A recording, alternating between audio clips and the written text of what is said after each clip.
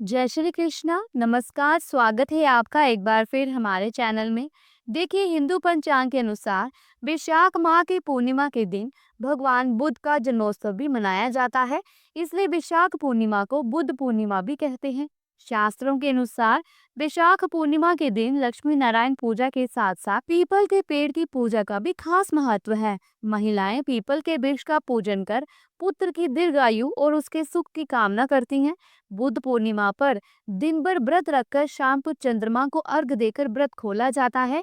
धार्मिक मान्यताओं के अनुसार चंद्र दर्शन किए बिना व्रत पूरा नहीं होता, इसलिए इस दिन चंद्र देव के दर्शन जरूरी होते हैं। चंद्र देव को सफेद चीजों का भोग लगाया जाता है। बुद्ध पूर्णिमा के दिन भगवान विष्णु और चंद्र देव की उपासना करने से आर्थिक तंगी दूर होती है।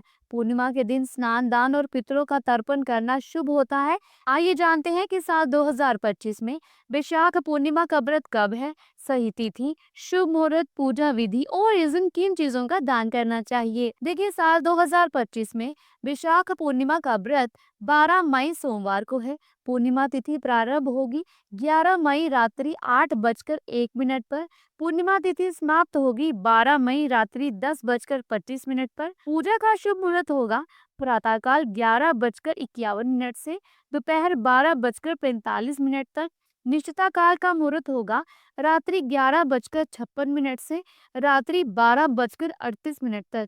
चंद्रोदय का समय होगा सायकाल 6:57 तक। बुद्ध पूर्णिमा के दिन वरियान योग और रवि योग का संयोग बन रहा है, जो इस पर्व को और भी खास बनाता है।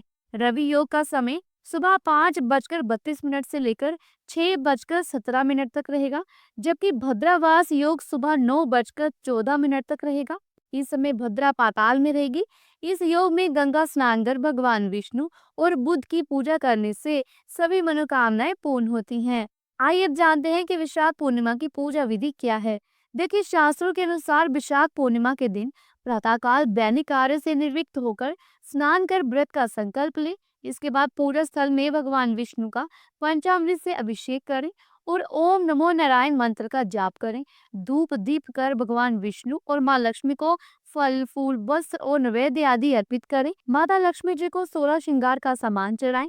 इसके बाद व्रत कथा पढ़कर आरती करें। रात्रि में ओम सोम सोमाय नमः मंत्र का जाप कर चंद्रमा को अर्घ दें। इसके अलावा वैशाख पूर्णिमा की रात तुलसी के पौधे के सामने घी का दीपक जलाएं और उसकी परिक्रमा करें, क्योंकि तुलसी में माँ लक्ष्मी का वास होता है।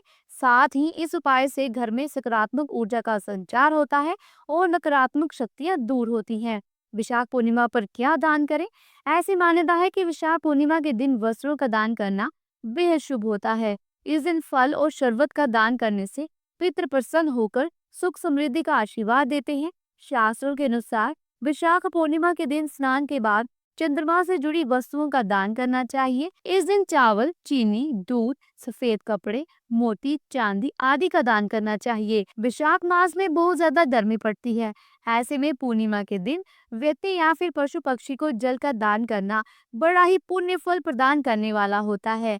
बुद्ध पूर्णिमा के दिन देवी लक्ष्मी की पूजा करते समय उनको 11 कोड़ियां अर्पित करें।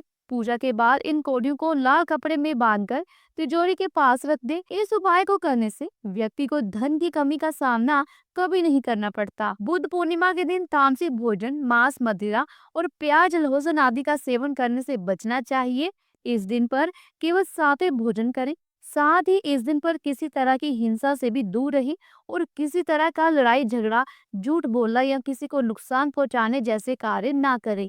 तो दोस्तों, अगर आज की दी हुई जानकारी आपको अच्छी लगी हो तो वीडियो को लाइक करें, शेयर करें और अगर चैनल पर पहली बार आए हैं और अगर आप हिंदू सनातन धर्म से संबंधित व्रत, त्योहारों, पूजा विधि, कथा आदि के बारे में जानना या सुनना चाहते हैं तो आप हमारे चैनल को सब्सक्राइब करके बेल आइकन के बटन को जरूर प्रेस कीजिएगा।